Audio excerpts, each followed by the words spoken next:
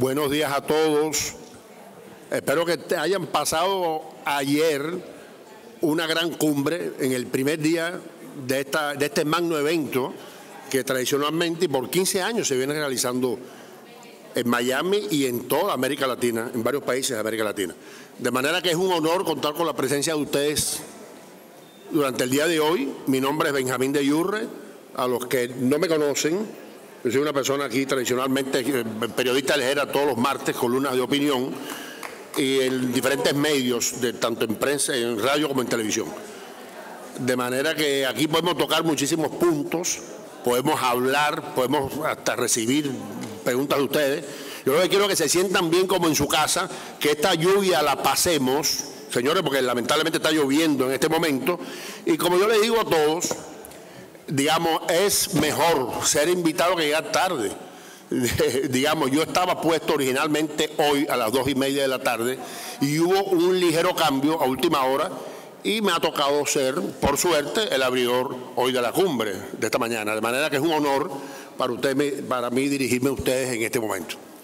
Vamos a hablar en términos, digamos, no numéricos ni muy académicos. Vamos a hacer que la gente se entretenga y consideren esto algo que pueda recordar, algo memorable, pero que tal vez le pueda servir para algún propósito en un futuro cercano referente a la influencia de los medios en la política y de qué manera las personas con mayores recursos pueden acceder al poder de una manera más rápida, más fácil, y probablemente también los que tengan ciertos dotes de actor, aquellas personas que les gusta la actuación y saben vender tal vez una mercancía que es muy interesante y muy buena, que es a ellos mismos. Tienen que saber venderse ellos mismos. Ellos son la primera mercancía, los candidatos políticos. Y partiendo de esa premisa, pues vamos a empezar con lo que es nuestra intervención del día de hoy.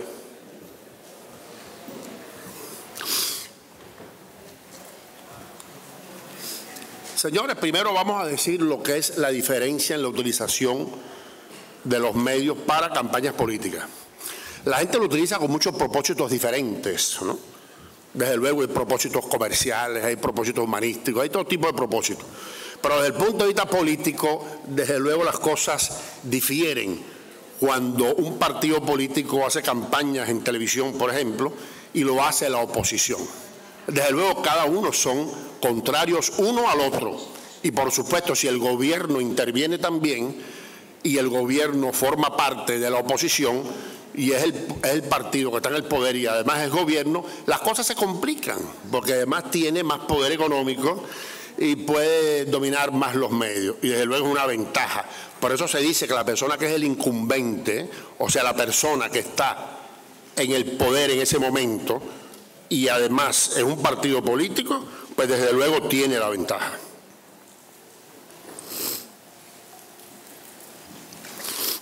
Entonces, hablando sobre el particular, vamos a decir una breve reseña, tal vez para que tenga un marco histórico, pero un marco histórico encajado en lo que es la realidad, enmarcado en lo que es la realidad y qué es lo que puede acontecer en un futuro cercano. Vamos a empezar a hablar, por ejemplo, qué pasaba con los discursos de la antigüedad.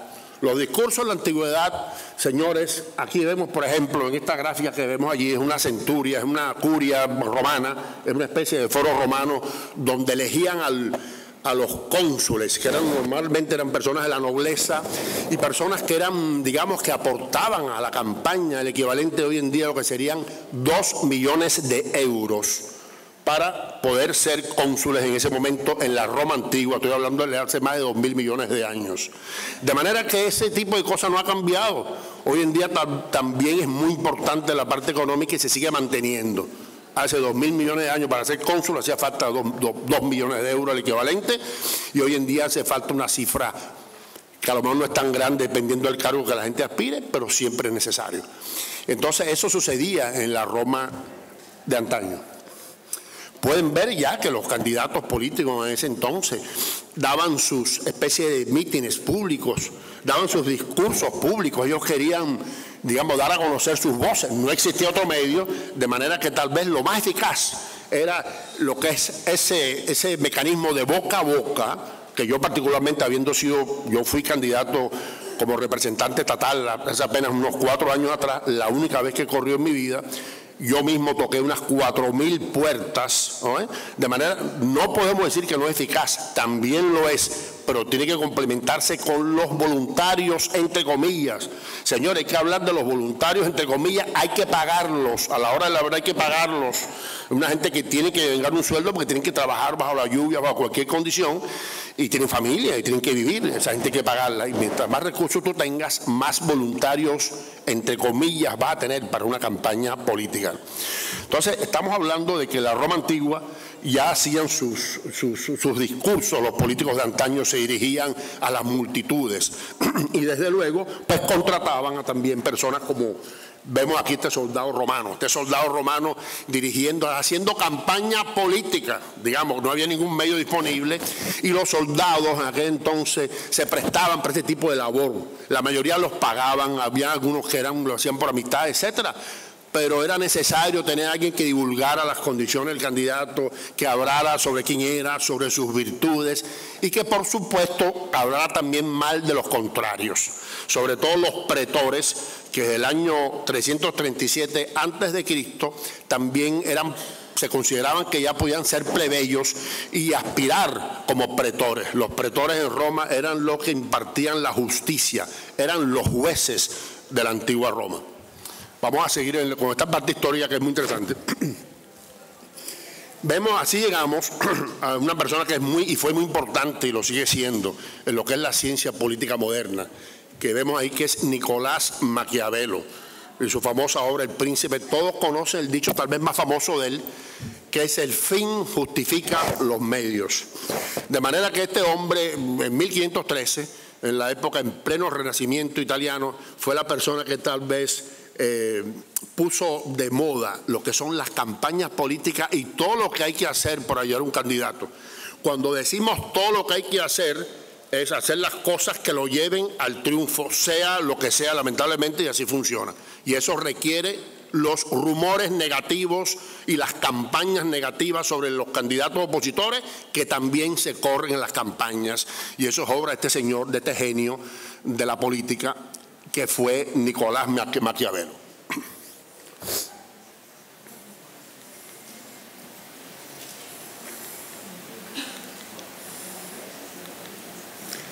Llegamos aquí, por ejemplo, ahora, vemos esta gráfica de abajo, por ejemplo, ¿no? Esto sucedió en la gráfica de abajo, a su izquierda, esto en el año de 1934. Y al lado derecho, todavía más antiguo, eso fue una campaña política que sucedió en Argentina con el candidato Hipólito Yrigoyen en 1916. Ven que esto fue una campaña realizada, como ven, desde un tren, de manera que está haciendo una campaña política desde un tren. En 1916 ya existían los periódicos, de manera que las convocatorias a las campañas políticas, a las reuniones, etcétera, donde se podían aglomerar los votantes era a través de los periódicos, porque no se conocía otro medio. Entonces este señor Hipólito Yrigoyen fue el primero que hizo una campaña política en Argentina, fue el primero que logró ganar con el voto secreto y universal en Argentina en 1916. Simplemente la radio para entonces no había sido inventada.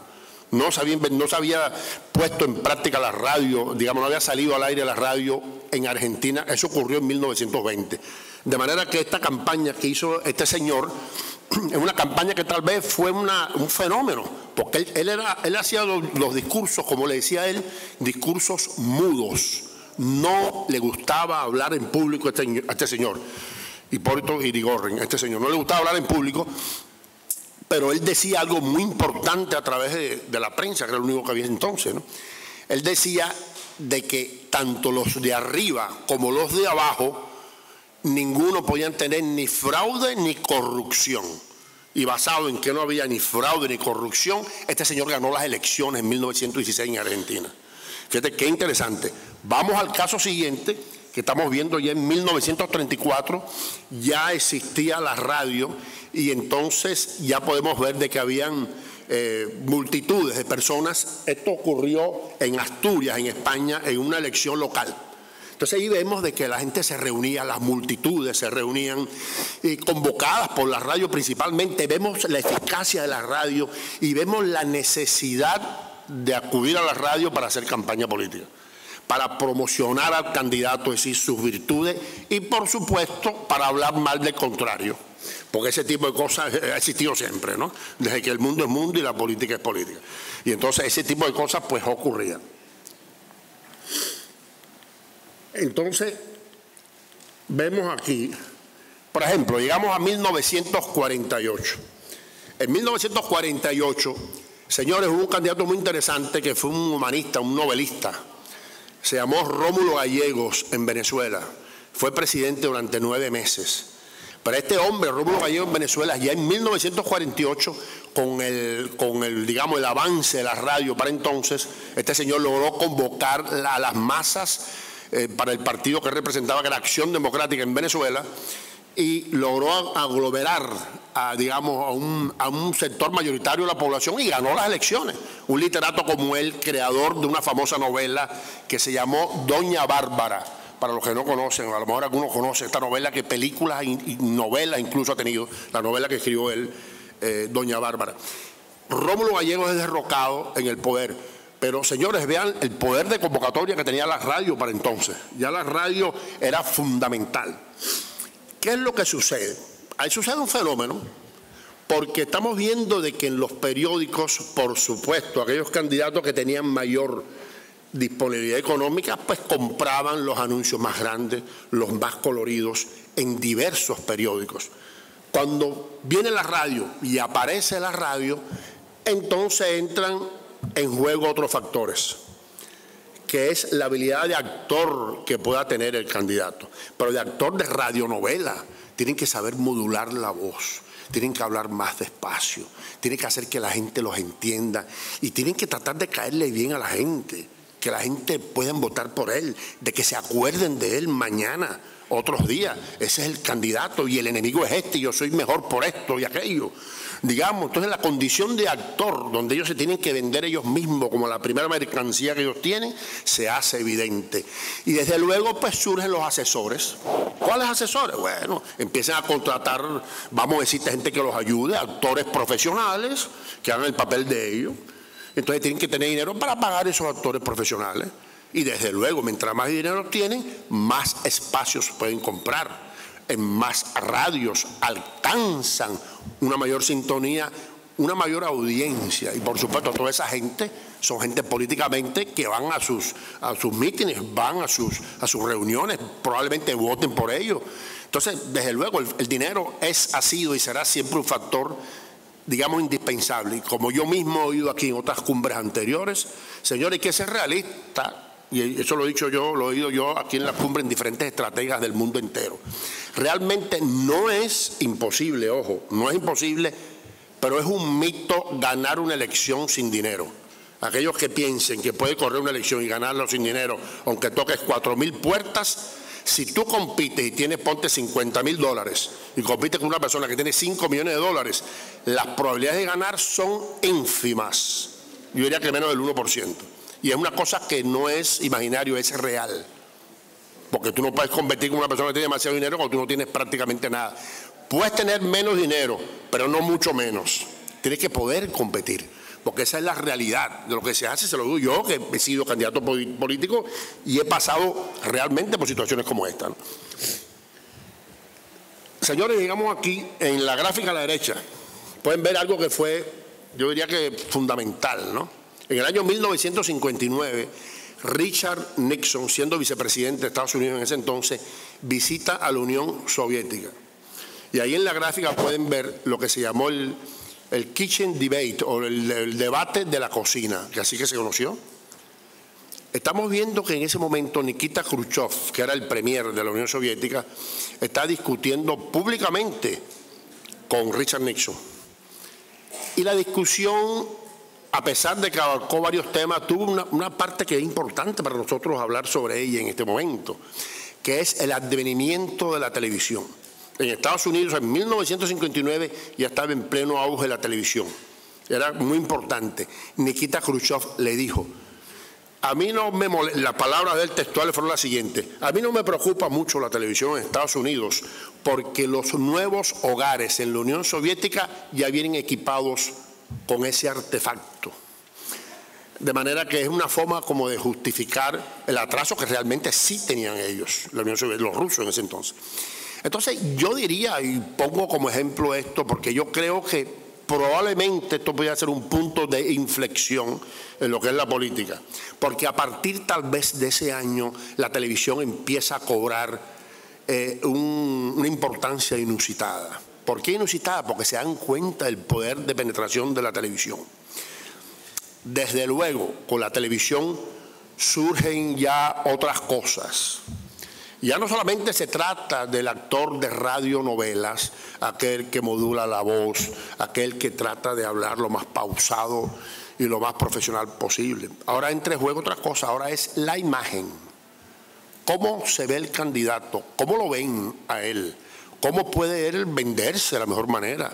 ¿Cómo puede él tener un lenguaje corporal que sea efectivo, que atraiga a las masas? ¿Cómo puede hacer él para que todos voten por él? Porque es que la imagen entra en la escena. Al entrar la imagen, la parte visual en la escena y la simpatía personal del candidato, entonces surgen otras cosas, otros problemas, otro tipo de asesores. Los asesores son los modistas, los peluqueros, hasta psicólogos, las personas que intervienen en la formación de un candidato, las escenografías, los luminitos, todos los que trabajan en fabricar un candidato que sea, que a los ojos del público caiga bien, de que sea mercadeable, de que esa mercancía se venda. Eso lo hacen ellos. Desde luego, ¿qué pasa? Sucede lo mismo que siempre pasa. Mientras más recursos tiene el candidato, mejores y más asesores puede contratar. No solamente contrata a los mejores asesores, vamos a hablar de que contrata los mejores espacios. ¿Cuál es el mejor espacio? Los mejores espacios de televisión. No podemos pensar nunca, jamás, digamos, de que un comercial de televisión que se pase en un prime time, en una hora estelar, a las 8 de la noche, en un canal de televisión de audiencia nacional, eso no puede ser lo mismo que un candidato que tenga un anuncio de televisión una vez a la semana en un horario matutino en un canal de difusión local. Por supuesto que no puede ser lo mismo, ni puede tener la misma eficacia. Ahora, ¿quiénes son los que pueden llegar a esos canales a las 8 de la noche en una difusión nacional? No todo el mundo, hay que tener dinero para eso. Además de saber venderse como candidato. Tienen que caerle bien a la gente, tienen que hacer lo imposible por generar ese tipo de atracción hacia el electorado, de una forma tal de que la gente sienta una necesidad de votar por ellos, que voten por ellos. Eso es ese tipo de cosas que suceden en la televisión y desde luego quiero decirle que quiero hacer esto lo más ameno posible para que todos lo vean, sin hablar con muchos números, ni proyecciones, ni cosas parecidas, porque al fin y al cabo hoy es en la mañana y yo creo que todo el mundo esté feliz aquí, y todo el mundo esté contento, todo el mundo esté viendo la realidad, lo que realmente es la política y cómo influyen los medios, la personalidad de los candidatos y por supuesto los recursos que puedan tener. Y ese es mi objetivo, por supuesto, que la gente entienda este tipo de cosas. Llegamos aquí ahora y empezamos a ver qué es lo que sucede cuando empiezan a aparecer, empiezan a intervenir los medios como lo conocemos hoy en día. Intervienen los medios de esta forma. Estamos hablando de Internet, estamos hablando, por supuesto, de la evolución enormemente de radio. Y yo diría que sobre todo un aspecto fundamental, que son los teléfonos celulares, la telefonía celular. Vamos a poner un ejemplo que yo le oí personalmente al presidente español José María Aznar. El presidente español José María Aznar accedió al poder en 1996, cuando en España habían solo 900.000 celulares, habían 900.000 teléfonos celulares en manos del público. Cuando él dejó el poder, señores, en el año 2004, y dicho por él mismo, habían 38 millones de teléfonos celulares. Vamos a decirle de que este crecimiento exponencial en cuanto a los teléfonos celulares, yo diría que es básico. Estamos hablando de que aunque parezca mentira, se pueden hacer campañas también políticas por los teléfonos celulares, aún con todas y las restricciones que pueden haber en algunos países. Estamos hablando aquí en Estados Unidos. Los que vivimos aquí sabemos que están restringidas el tipo de llamadas comerciales y políticas a los teléfonos celulares. Pero sin embargo, yo le pregunto a cada uno de los que están aquí, ¿quiénes de nosotros no hemos recibido y recibimos todos los días llamadas de teléfono de gente tratando de vender cosas, servicios, una cantidad de productos, y los seguimos recibiendo? Señores, y las campañas políticas también, porque decimos lo siguiente: si tú tienes un acceso a un universo, vamos a decir, de 100 millones de votantes, entonces van a decir, bueno, van a molestar a las personas llamando por un celular. Bueno, y esos 100 millones, ¿qué porcentaje tal vez pudiera estar interesado en un candidato determinado, un candidato X? Pudiera estar interesado. De 100 millones, vamos a decirte el mínimo, digamos el 1%, de 1 millón de personas, ¿no? Vamos a decir menos, el 0,5%, a veces medio millón de personas, que pueden ser votantes y que pueden ser valiosos en una elección. Pueden ser determinantes porque pueden decidir cualquier elección. De manera que una campaña política, y hay que decirlo, por los celulares, no es descartable ni lo será jamás, sobre todo en la época moderna que estamos viviendo en este momento. Ese es el caso de los celulares.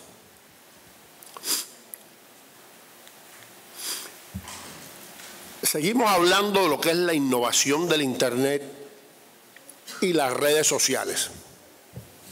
Señores, el primer candidato que utilizó extensivamente las redes sociales en una campaña política en el año 2008, fue Barack Obama. Se especializó en utilizar profundamente y extensivamente cada una de las redes sociales, y en ese año derrotó al recientemente fallecido senador John McCain, que todos sabemos un héroe de aquí de los Estados Unidos, que recientemente falleció. Lo derrotó, pero ¿cómo? Utilizando extensivamente Facebook, Twitter, Instagram, todo lo que había y todo lo que estuvo a su mano. Y desde luego se demuestra la eficacia, la importancia extrema de las redes sociales en cualquier campaña política. Es una cosa increíble, pero así mismo es. Desde luego, nada está exento de controversia. Absolutamente nada en la vida está exento de controversia. Todo tiene su problema, todo tiene algo en lo cual puede fallar. Por ejemplo, sabemos el caso de Cambridge Analytica. Cambridge Analytica es una empresa inglesa que en las elecciones pasadas del 2016 sabemos y está plenamente comprobado que estas personas accedieron a 50 millones de usuarios de Facebook y pudieron conocer los hábitos de esas personas, de 50 millones de usuarios de Facebook, de manera que pudieron intervenir, pudieron influir sobre su comportamiento electoral. ¿Por qué? Porque imagínate tú, si tú sabes que una persona, por ejemplo, le gusta ir a la playa, entonces vamos a dirigirle a las personas que les gusta ir a la playa, vamos a dirigirle propaganda de candidatos que están en la playa, que proponen mejorar las playas, que proponen poner servicios en las playas. Es una persona que probablemente vote por ese candidato. Igual que le gustan, por ejemplo, las carreras de caballo. Vamos a ponerle un presidente que sea hípico, que sea dueño de caballos pura sangre de carrera, por ejemplo, ¿no? Entonces, desde luego, ese tipo de propaganda, hasta a veces subliminal, que no se ve, pero se siente y que tiene influencia, se hace a través de este tipo de propaganda, que es muy, pero muy importante. Cambridge Analytica, a raíz de lo que hizo, sucede de que Facebook se vio afectada en la cantidad de usuarios. Disminuyeron mucho su clientela, su base de usuarios en millones de clientes. Y desde luego tuvieron que implementar controles internos para tratar de recuperar esa parte del mercado que habían perdido. Ese fue el caso de Facebook. Seguimos más adelante y vemos el caso, por ejemplo, de YouTube. YouTube, que es también una red social. Señores, ¿quién hoy en día no pone un video en su en su campaña política. No solamente que lo ponen, sino que es necesario hacerlo. Es necesario que los votantes conozcan al candidato. Es necesario que lo vean. Es necesario que sepan dónde vive, cómo habla, cómo viste, cómo camina, etc. De manera que YouTube, sabemos todo, es una otra herramienta indispensable. Estamos viendo que realmente las redes sociales vinieron, digamos, a tecnificar realmente todo lo que son las campañas electorales. Por eso la influencia de los medios en la política es extraordinaria. Yo diría en más de un 95%. Es una cosa necesaria, importante, desde luego. Seguimos hablando, por ejemplo, WhatsApp es otra de las redes sociales. WhatsApp, que digamos es tal vez el servicio de mensajería más popular y todos aquí lo utilizamos diaria y cotidianamente. WhatsApp. Señores, con WhatsApp tú puedes crear una comunidad de seguidores, convocar a campañas políticas, convocar a marchas, convocar a votar a los electores. Puedes hacer una serie de cosas con WhatsApp. Tú vas creando, digamos, como en mi caso, de Yurre Noticias, por ejemplo. De Yurre Noticias, yo tengo una comunidad que me sigue mucha gente, digamos, ¿no? Atentos a las noticias, ponen sus opiniones, interactúan conmigo, me proponen soluciones, yo les respondo. Es muy interesante lo que es la parte de WhatsApp. Y desde luego se establece lo que es una marca personal, que es muy importante en el caso de los candidatos, porque ponen su nombre y ese nombre es una marca que ellos están vendiendo. Se venden ellos, pero venden su nombre. Es una marca comercial que se está vendiendo. Es muy interesante la parte de WhatsApp. Seguimos viendo lo que es la parte de Twitter. Para no extendernos tanto, la parte de Twitter es exageradamente importante y se ha puesto de moda gobernar por Twitter. Vamos a gobernar por Twitter. ¿De qué forma? Señores, el ejemplo más patético que hay es el presidente actual, Donald Trump. Sabemos que en la mañana el presidente Trump, y no estoy exagerando, hay veces publica más de 200 Twitter en la mañana. Es lo primero que hace. De manera que hay muchas personas que se enteran de políticas gubernamentales y de acciones que aún no han sido llevadas o han bajado al pleno de la Cámara para su votación y que sin embargo ya se están tomando en cuenta, ya las personas saben que se van a aprobar, que esa ley va a existir, etcétera, antes de que ocurra. De manera que esa es una forma, ¿por qué no decirlo? Es novedosa, una forma de gobierno, y ¿por qué no decir es aceptable? Está funcionando y le ha funcionado al presidente Trump y va a seguir funcionando. Es una forma de gobierno por Twitter. Vamos a gobernar por Twitter. Bueno, funciona el Twitter. Vean la importancia en extremo que tiene el Twitter. Hasta funciona de esa forma, las campañas políticas, increíble. Tú puedes pasar una campaña política por Twitter y mandarle a tus seguidores, a miles, a millones de seguidores, mensajes. Voten por mí tal día, vayan a esta reunión, hagan esto, vamos a reunir, de todo. De manera que el poder de convocatoria de Twitter, señores, es inmenso, como vemos. También estamos viendo, señores, que es que las redes, que es una cosa extremadamente y sumamente importante, las redes están desplazando aceleradamente a la televisión. En este momento, y vamos a no decir nombres, pero yo conozco inclusive programas de YouTube que se pasan por YouTube que tienen más sintonía que programas de televisión. Y no estoy exagerando.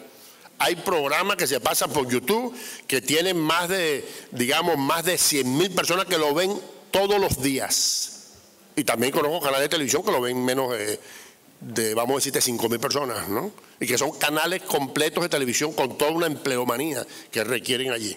De manera que sí es exitoso YouTube y sí están desplazando a la televisión. Porque yo le hago una pregunta a todos ustedes aquí en este momento. ¿Qué canal de televisión tiene 1.000 millones de usuarios? Por ejemplo, ustedes me digan. Porque Facebook sabemos que tiene más de 2.000 millones de usuarios. Twitter tiene otra cantidad. Instagram tiene otra cantidad. ¿Qué canal de televisión tiene 1.000 millones de usuarios? Ninguno. Entonces viene una parte que es totalmente importante, importantísima, determinante. Porque yo hasta un artículo escribí sobre eso en el Herald, ¿no? Que es lo siguiente, ¿no? Nosotros estamos viendo que Facebook, por ejemplo, y Google, que es el motor de búsqueda, ellos pudieran perfectamente hacer un noticiero. Si ellos eligen tener su propia sala de redacción y eligen hacer un noticiero, Imagínense usted un noticiero sectorizado, o sea, por sector, como lo tiene Telemundo, por ejemplo, Telemundo Los Ángeles, Telemundo Chicago, Telemundo del Este, del South Florida aquí, ¿no? Y igual Univisión. Entonces nosotros podemos decir, bueno, vamos a hacer un noticiero en lo que es en Google o en Facebook, sectorizado también. Le mandamos lo que es a la señal, por ejemplo, por internet, a lo que es el sur de la Florida, a lo que es la parte oeste, California, Texas, etcétera. Y entonces publicamos un noticiero. Entonces yo quiero que ustedes me digan qué periódico puede competir con una gente que tengan 2.000 millones de usuarios. Simplemente estamos hablando, señores, que el periodismo, lo que es el periodismo tal como lo conocemos, el periódico, el papel en sí va a desaparecer, pero también lo que es la competencia, digamos, va a quedar restringido lo que es el periódico, lo que es la noticia, simplemente a Google y a Facebook, por el hecho de que tienen 2.000 millones de clientes. Desde luego, ningún canal de televisión, que sea periodismo escrito o televisivo, puede competir con ellos. No existe la forma. Y desde luego estamos abogando porque ellos no tomen esa posición, porque desde luego no hay nada que se lo impida. Ellos pudieran decir perfectamente, va a ser un noticiero, Google, tú sabes, un noticiero que lo vean millones de personas. Ellos pudieran decirlo. Y nosotros abogamos porque no lo hagan, porque van a dejar sin trabajo van a dejar desempleados a mucha gente. Y es la gran verdad lo que es el periodismo, ¿no? Y lo que es el fenómeno del periodismo en este momento. Yo como periodista estoy pensando en esa posibilidad, desde luego. Bueno, señores, ya hemos visto que la política, desde luego, a través de las redes funciona y funciona bien. Y desde luego hay que saber manejar las redes. Y tenemos que saber, primero que todo, vendernos a nosotros mismos, porque somos la primera mercancía, somos nosotros mismos, y sabernos vender de la mejor forma para que podamos tener éxito en una campaña política. Y para hacer eso, por supuesto, hay una cosa que es inevitable. Tenemos que tener la gracia y la simpatía personal para hacerlo, pero tenemos que tener dinero para lograrlo también, para complementar eso, porque si no lo hacemos, señores, por más simpático que tú seas, no llegas a ningún lugar. Muchas veces sucede que tienes mucho dinero, pero no tienes la simpatía y eso te resta. Te resta, pero aún así pueden ganar. Yo conozco gente que no sabe ni hablar, a lo mejor públicamente, pero son electos en este momento en cargos públicos y tienen años. Y no les gusta hablar en público y no hablan en público.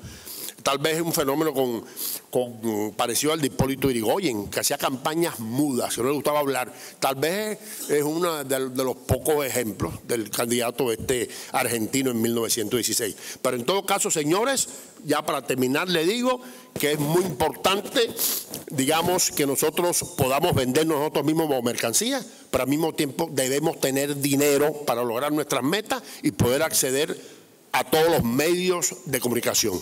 Muchas gracias.